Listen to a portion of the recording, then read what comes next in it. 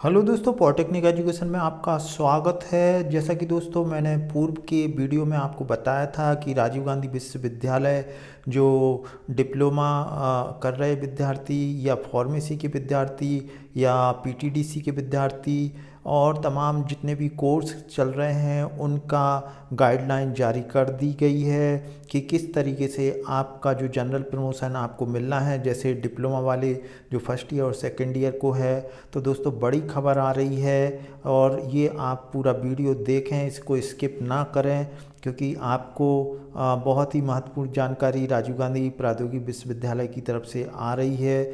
ये दोस्तों देख लें, आज ही का ये नोटिस है 30/9/2020 का। तो इसमें क्या क्या गाइडलाइन जारी की है, इसमें मैंने पहले भी आपको बताया था दोस्तों कि आंतरिक मूल्यांकन के बेस पे जनरल प्रमोशन मिलेगा।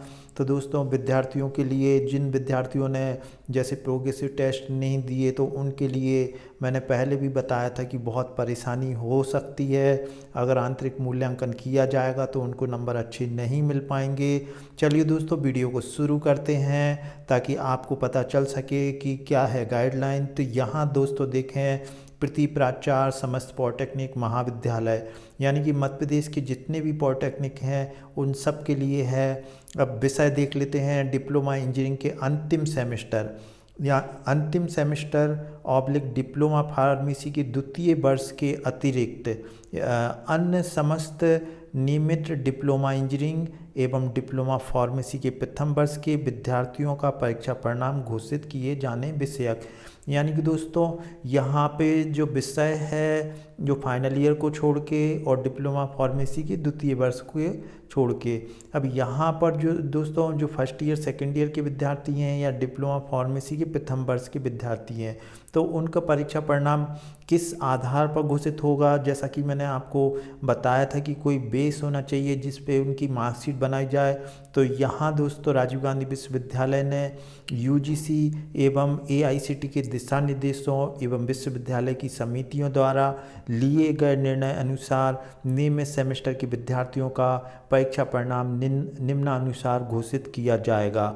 यहाँ दोस्तों सबसे पहले देख लेते हैं डिप्लोमा फार्मेसी प्रथम वर्ष की बात कर रहे हैं, इनका मूल्यांकन किस आधार पर करा जाएगा यानी कि मार्कशीट किस आधार पर बनेगी। तो यहाँ देख लेते दोस्तों 100% आंतरिक मूल्यांकन के आधार पर सैद्धांतिक विषय के अंक सैद्धांतिक विषय के आंतरिक मूल्यांकन के आधार पर तथा प्रायोगिक परीक्षा के अंक प्रायोगिक विषयों के आंतरिक मूल्यांकन के आधार पर निर्धारित किए जाएंगे।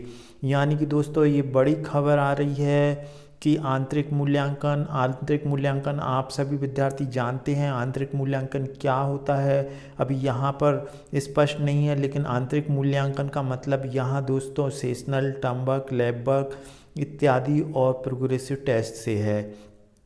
अब देख लेते दोस्तों द्वितीय वर्ष डिप्लोमा इंजीनियरिंग पाठ्यक्रम। तो दोस्तों मध्य प्रदेश में 2 वर्ष के भी डिप्लोमा के पाठ्यक्रम चल रहे हैं। तो यहाँ पर दोस्तों जो द्वितीय सेमेस्टर के नियमित विद्यार्थियों का परीक्षा परिणाम प्रथम सेमेस्टर की पूर्णांक का 50%, यहाँ दोस्तों देखिए, और द्वितीय सेमेस्टर के आंतरिक यहाँ पर 50-50 की बात है। जैसे मान लो कोई स्टूडेंट है जो सेकंड सेमेस्टर का है, अब उसको जनरल प्रमोशन यूजीसी और राजीव गांधी विश्वविद्यालय की गाइडलाइन के हिसाब से मिल गया है, तो उसको प्रथम वर्ष का जो 50% उसके अंकों को लिया जाएगा और 50% उसके आंतरिक मूल्यांकन को जोड़कर परिणाम तैयार किया जाएगा। अब दोस्तों यहाँ देख लेते हैं जो सबसे महत्वपूर्ण है 3 वर्षीय डिप्लोमा इंजीनियरिंग पाठ्यक्रम।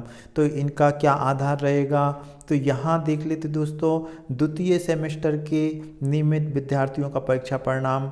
यानी कि दोस्तों द्वितीय सेमेस्टर मतलब फर्स्ट ईयर के विद्यार्थियों का परीक्षा परिणाम किस तरीके से तैयार होगा। तो यहाँ देखें जो प्रथम सेमेस्टर के पूर्णांक का 50%, यानी कि दोस्तों आपने जो फर्स्ट सेमेस्टर में जो भी आपके अंक हैं जो CGPA बनी है उसका 50% लेंगे और द्वितीय सेमेस्टर के आंतरिक मूल्यांकन का। तो दोस्तों यहाँ पर एक ये बड़ी चीज़ आ रही है कि ये जो आंतरिक मूल्यांकन की बात है तो ये बड़ी चीज़ इसलिए है क्योंकि दोस्तों विद्यार्थी लोग ज़्यादा ध्यान नहीं देते हैं लैब वर्क्स पे, टर्म वर्क पर, प्रोग्रेसिव टेस्ट पर। अब ये जो आपका परिणाम है वो 50% इन्हीं अंकों को जोड़कर तैयार किया जाएगा। चतुर्थ सेमेस्टर यानी कि दोस्तों सेकंड ईयर के विद्यार्थियों के लिए तृतीय सेमेस्टर के पूर्णांक का 50% और चतुर्थ सेमेस्टर के आंतरिक मूल्यांकन का 50% अंकों को जोड़कर तैयार किया जाएगा। तो दोस्तों ये एक जैसी पॉलिसी है। और यहाँ पर अब दोस्तों इसमें बीए ग्रुप भी रहते हैं, जैसे 3 वर्षीय डिप्लोमा के बीए ग्रुप के प्रवेशित नियमित छात्र को किस तरीके से दिया जाएगा। तो यहाँ पर दोस्तों उनकी बात की है, कुछ विद्यार्थी रहते हैं जो बैक वगैरह लग जाता तो बीए ग्रुप में भी आ जाते हैं। तो यहाँ 50% नियमित सेमेस्टर का आंतरिक मूल्यांकन तथा 50% पूर्ववर्ती नियमित परीक्षा के पूर्णांक का परीक्षा परिणाम तैयार करने हेतु लिया जाएगा। पूर्व नियमित परीक्षा में से तात्पर्य चतुर्थ सेमेस्टर के लिए द्वितीय सेमेस्टर होगा।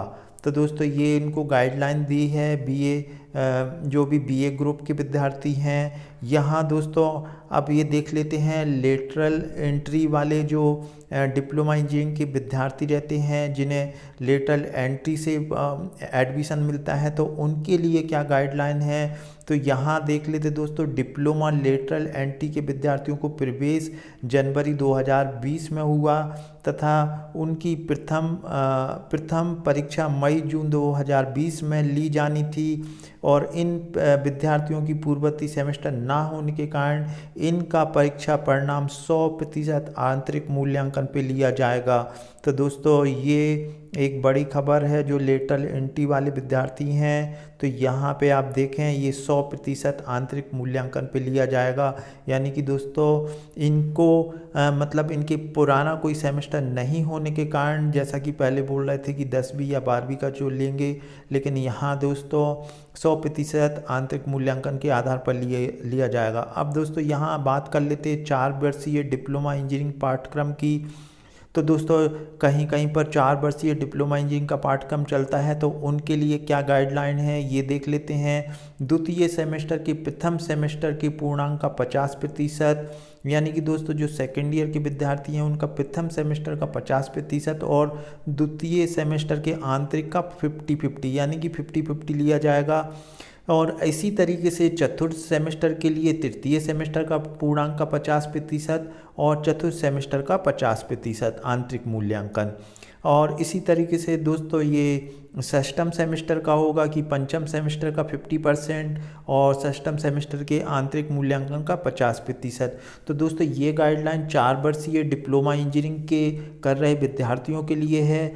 अब दोस्तों यहाँ पर पीटीडीसी की बात कर लें, जो पार्ट टाइम डिप्लोमा कोर्स भी चल रहे हैं अंशकालीन 4 वर्षीय अंशकालीन डिप्लोमा पाठ्यक्रम के लिए क्या गाइडलाइन है। तो दोस्तों यहाँ पर पढ़ लेते हैं। अंशकालीन डिप्लोमा पाठ्यक्रम में मई जून 2020 में नियमित सेमेस्टर के आंतरिक मूल्यांकन की गणना 50% और पूर्ववर्ती सेमेस्टर और 50% मई जून 2020 के सेमेस्टर के अंकों का जोड़कर किया जाएगा।